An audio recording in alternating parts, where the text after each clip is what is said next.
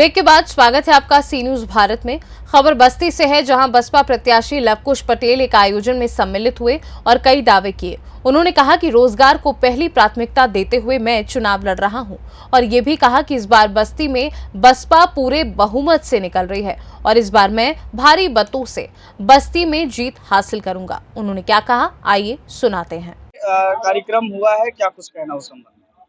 कार्यक्रम हुआ है, सबको बुला के मीटिंग की गई है, सबको समझाया गया है कि सब लोग अपने क्षेत्र में लग जाएं। जी, इसीलिए मीटिंग बुलाई गई। जी।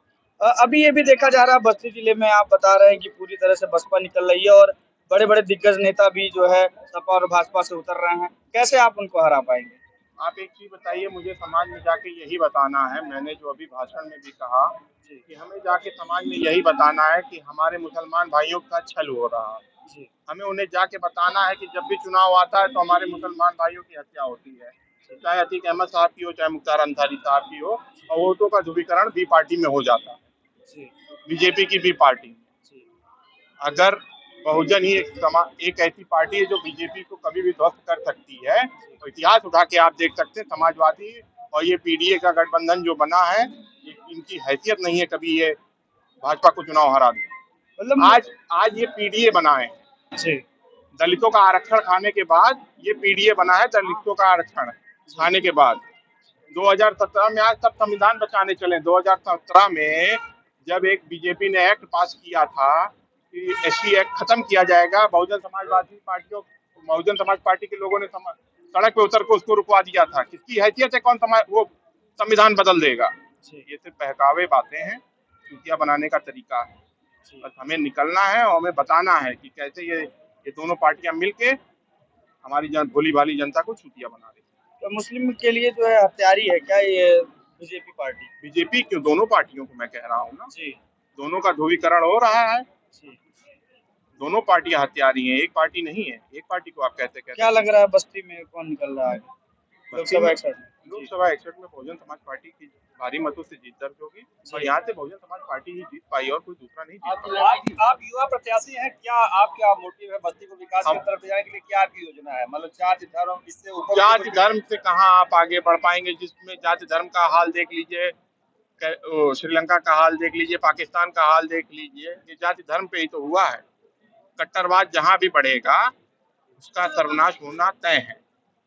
सर टिकट कटा है जिसका, उससे जो है कुछ लोग नाराज भी है। अरे सबको मनाया जाएगा, जिनका टिकट कटा उनसे भी बात की जाएगी, जी, उनको भी मनाने की कोशिश। ने आपको मौका दिया तो क्या विकास करेंगे? कोई आपके पास प्लान है, कोई योजना है?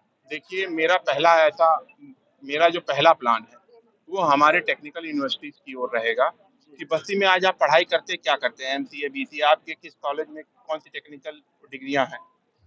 अगर आप दुनिया में किसी से कम्पीट करने जाएंगे तो आप बीए करके जाएंगे कम्पीट करने?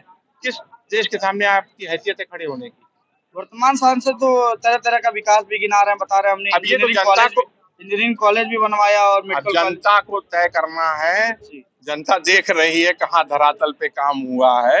एम्स के नाम पे तो दुनिया देखती है कि एम्स बन गया दरभंगा में, वहाँ गड्ढे की खुदाई तक नहीं हुई है आज। चलिए ठीक है।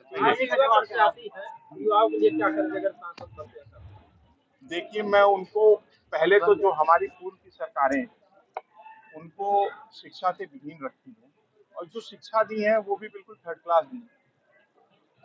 अगर उनको उस लेवल की शिक्षा मिल जाए तो आज हम किससे नहीं कम्पीट कर सकते हैं। क्यों हमारे युवाओं को बाहर जाने की जरूरत पड़ती है और जाके वो वहाँ के लोग वहाँ के ही होके रह जाते हैं।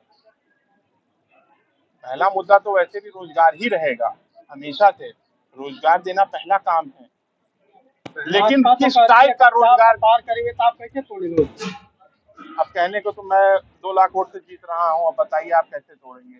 कहने को मैं भी कह रहा हूँ बस्ती से मैं 2 लाख वोट से जीत रहा हूँ, मानिए। बस्ती से सी न्यूज संवाददाता धर्मेश की रिपोर्ट।